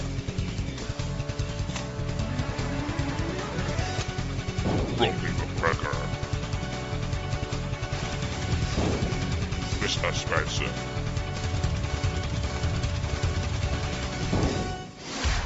Neptune's Biohazard Quiz. So if everyone can clear their notepads, we have 5 questions this week, as always. So question number 1, it's a timeline question. On what day did Vincent release the T-virus on Sheena Island? Oh, they're easy this week, guys. I'd get the month and the year. I don't think I'd have got the day. But anyway. Do we have to get the specific day? We'll see how everyone gets on. Alright. Question number 2. The Baker Ranch is on the outskirts of which town? Should be an easy one, that one. Question 3. What was the name of the TV show featured in Heavenly Island? Yes. Question number 4. Which Ivan, in terms of the HUD colour, do you fight at management training facility? You've got 2 choices. Can you just name it by colour?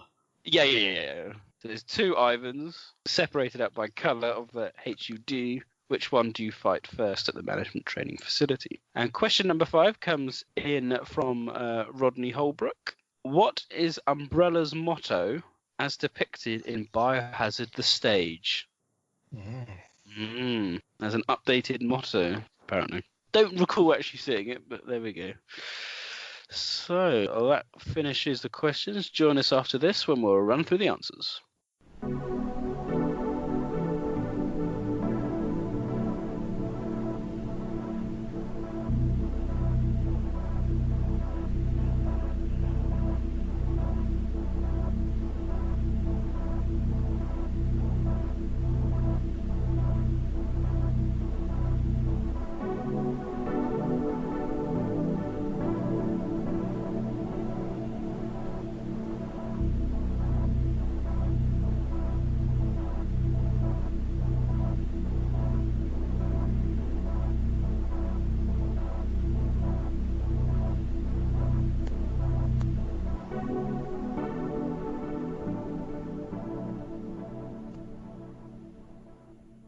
So, welcome back. Question number 1 was, on what day did Vincent Goldman release the T-Virus on Sheena Island? We'll start with Romby. Did you know this one? I know it's late November 1998. That's all I remember. I don't remember a specific date. It'd be 20-something.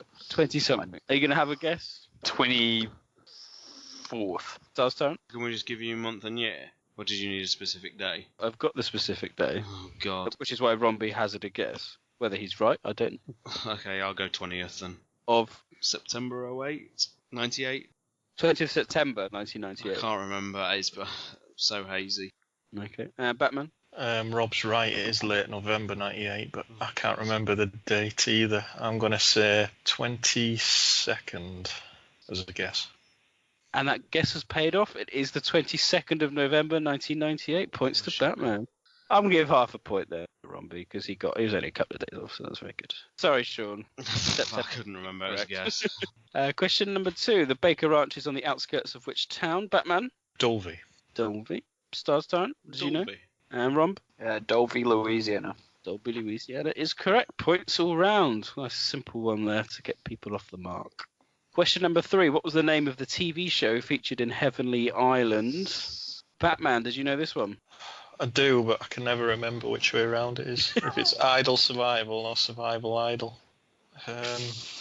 Survival Idol. Survival Idol. Stars turn. I thought it was Survival Island. Rob? I have no idea. I've never read them. I'm sure it's something Survival or Survivor or something. But I'm only going because they've said that. It's Idle Survive. So, bollocks. No, I'm not handing out any points. Unlucky. Yes, there we go. Question number 4. Which Ivan, in terms of HUD colour, do you fight at the management training facility? So this recalls your recollection of the Beginnings saga. Stars turn. I believe it's orange. Going for the orange one. Rob? Yeah, I went with orange. I was trying to remember what the two colours were, and I remember orange being the first. So orange being first. Batman? Yeah, orange, yeah. It is orange. I was trying to trick you out, see if anyone would think it would be the blue one, but it wasn't. It was orange.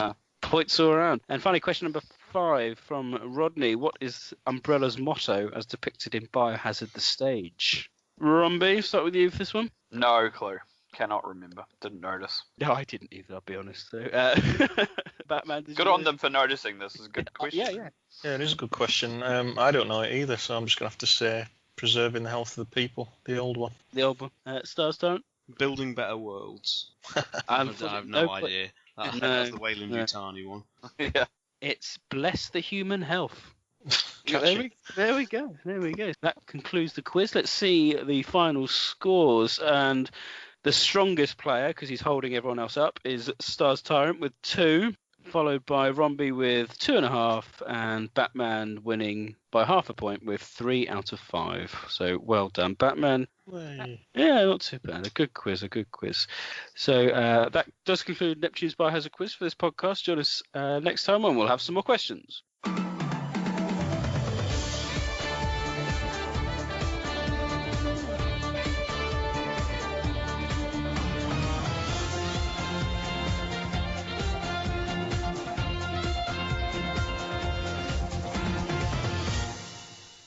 That's it then, guys, isn't it? Pretty much the next time we reconvene is going to be...